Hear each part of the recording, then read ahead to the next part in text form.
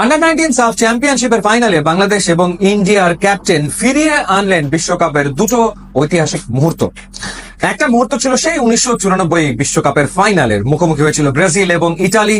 নির্ধারিত সময়ের খেলা শেষ হওয়ার পর খেলা গড়িয়েছিল টাই ব্রেকারে এবং লাস্ট পেনাল্টি শটটা নিতে এলেন রোবের্তো ব্যাজিও ইটালির হয়ে। পুরো ইটালি তাকিয়েছিল তার দিকে। জার্সি নাম্বার 10 তিনি স্কোর করলেই আবারও সমতা, আর না হলে চ্যাম্পিয়ন ব্রাজিল। কি করলেন রবার্তো ব্যাজিও? ক্রসবারের ওপর দিয়ে বল পাঠিয়ে দিলেন বাইরে। ঠায় দাঁড়িয়ে থাকলেন খানিকটা সময় ধরে, মানে কোনোভাবে নিজেই যেন বিশ্বাস করতে পারছিলেন না। ঠিক একই ঘটনা ঘটলো বাংলাদেশ ক্যাপ্টেন ফয়সালের ক্ষেত্রে। তিনি যখন টাই ব্রেকারের শটটা নিতে গেলেন তখন বাংলাদেশ কিন্তু লিডে 3-2 এগিয়ে। ওই শটটাতে তিনি স্কোর করতে পারলে বাংলাদেশ শিরোপার আরেকটু কাছে পৌঁছে যায়। কিন্তু কি করলেন ফয়সাল? তিনি ক্রসবারের ওপর দিয়ে বল পাঠিয়ে দিলেন বাইরে।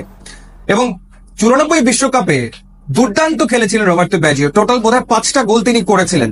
ফয়সালও এই আন্ডার-19 সাফ চ্যাম্পিয়নশিপে থ্রু আউট দ্য টুর্নামেন্ট 3টা গোল করেছেন 3 ম্যাচে। দারুণ ফর্মে ছিলেন। কিন্তু ওই যে মাঝে মাঝে একেবারে ফুটবলে হার্ট ব্রেকিং মোমেন্ট আসে, ফয়সালের জন্য ওটা ছিল ওরকম একটা মোমেন্ট।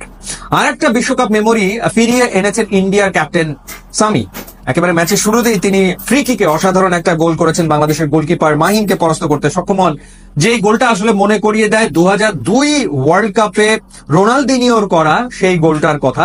ইংল্যান্ডের বিপক্ষে কোয়ার্টার ফাইনাল ম্যাচে রোনালদিনিও ঠিক একই রকম গোল করেছিলেন এবং ইংল্যান্ডের গোলকিপার ছিলেন ডেভিড সিমন, তাকে পরাস্ত করেছিলেন ঠিক একই ভাবে। সেই গোলটার কথাই মনে করিয়ে দিলেন ইন্ডিয়ান ক্যাপ্টেন।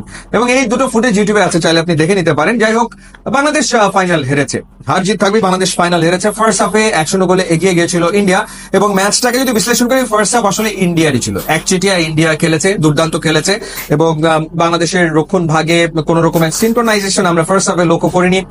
ডিফেন্ডারদের ভেতরে কোন রকমের কোঅর্ডিনেশন আসলে ছিল না। ইন্ডিয়া বারবার অ্যাটাক করে গেছে এবং বাংলাদেশ শুধুমাত্র ইন্ডিয়ার অ্যাটাক গুলো ঠেকাতেই ব্যস্ত সময় পার করেছে।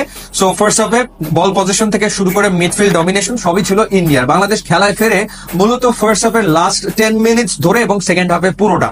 এবং এই সময়টাতে আসলে এই যে মোর্শেদ কিংবা বাংলাদেশ ক্যাপ্টেন ফয়সাল কিংবা স্যামুয়েলের কথা বলতে পারি, কিংবা বদলি হিসেবে নামা মানিক, তারা ওই সময়টাতে দারুণ ফুটবল খেলেছে এবং দারুণ কিছু চান্স ক্রিয়েট করে অবশেষে গোলের দেখা পেয়েছে। জটলার ভেতর থেকে অবশ্য গোলটা হয়েছে এবং জয় তিনি আসলে গোলটা করেন, যার কারণে 1-1 সমতায় শেষ হয় নির্ধারিত সময়ের খেলা। এক্সট্রা টাইম তো আসলে ছিল না, তবে নির্ধারিত সময়ের একেবারে শেষ মুহূর্তে বাংলাদেশ আরো একটা গোল খেয়ে ওখানেই হেরে যেতে পারতো বলা যায়। গোল লাইন থেকে মিঠু তিনি আসলে বলটা ক্লিয়ার করেছেন, যে কারণে টাই ব্রেকারে যায়। সেখানে বাংলাদেশ প্রথম 3 শটে গোল পেয়েছে।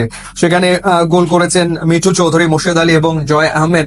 এবং প্রথম 3 শটের ভিতরে ইন্ডিয়া ফেল করলো, একটা গোল করতে ফেল করেছিল, কিন্তু পরের 2 শটে ক্যাপ্টেন ফয়সাল তিনি গোল করতে পারেনি এবং তারপরে পঞ্চম ও শেষ শটে শাহিন আহমেদ তিনি আর গোল করতে পারেনি, যার কারণে 4-3 ব্যবধানে ফাইনালটা জিতে নেয় ইন্ডিয়া। তো আন্ডার-19 পর্যায়ে ট্রফি জিততে পারলে ভালো লাগতো, কিন্তু এই পর্যায়ে সবচেয়ে বড় বিষয় হচ্ছে যে প্রতিভাবান ফুটবলার আসলে বাংলাদেশের রয়েছে কিনা, পাইপলাইন কিরকম, আগামী দিনে বাংলাদেশ টিমে কারা খেলতে আসছে এবং তারা কেমন করতে পারে, সেই জায়গাটাতে আমরা ডেফিনেটলি আশা পাই, আমরা আশা দেখতে পাই ডেফিনেটলি। বলছিলাম যে মোর্শেদ আলীর কথা। মোর্শেদ আলী দারুণ ফুটবল খেলেছেন থ্রু আউট দ্য টুর্নামেন্ট। ক্যাপ্টেনের কথা বলতে পারি যে নাজমুল, তিনিও ফয়সাল দারুণ খেলেছেন, কোনো সন্দেহ নেই। এই টিমটার আন্ডার-19 এই টিমটার অ্যাটাকিং থার্ড বেশ স্ট্রং, মাঝ ভালো, কিন্তু ডিফেন্স লাইন খুবই পুয়ার, এ ব্যাপারে কোনো সন্দেহ নাই। আরেকটা ব্যাপার মনে হচ্ছে যে বয়স ভিত্তিক পর্যায়ে মনে হয় আরেকটু টপ লেভেল কোচ যদি দেওয়া যায় তাহলে কিন্তু ভালো হয়। যেমন অনেকে বলছিল যে বাংলাদেশ কেন ফ্রেশ লেগ নামাচ্ছে না, সেই কমপ্লেনটা অনেকেই ছিল। প্লেয়াররা সেই থেকে একটু টায়ার্ড হয়ে গিয়েছিল, কিন্তু ইন্ডিয়া 3টা বদল করলে একসাথে বাংলাদেশ সেক্ষেত্রে চেঞ্জ করেনি সেই ব্যাপারটা। তো ডেফিনেটলি এই পর্যায়ে যদি আরো টপ লেভেল কোচ দেওয়া যায়, সেক্ষেত্রে আমার মনে হয় যে পাইপলাইন আরো স্ট্রং হয়ে ন্যাশনাল টিমে আসবে নিশ্চিতভাবেই। তবে গোলাম ব্যাপারে ছোট করে বলছি না, ডেফিনেটলি আরেকটু টপ লেভেলের কোচ যদি দেওয়া যায় সেই ক্ষেত্রে আমার মনে হয় যে ভালো হয়। তো যাই হোক, নিশ্চয়ই কাটাছেড়া হবে পারফরমেন্স নিয়ে, তবে আশা জাগিয়েছে এই দলটা, আশা জাগিয়েছে এবং আমরা ভবিষ্যতে হয়তো এই ফুটবলারদেরকে দেখবো আরো দুর্দান্ত পারফর্ম করতে এবং তারা পরিণত হয়ে ন্যাশনাল টিমে আসবে।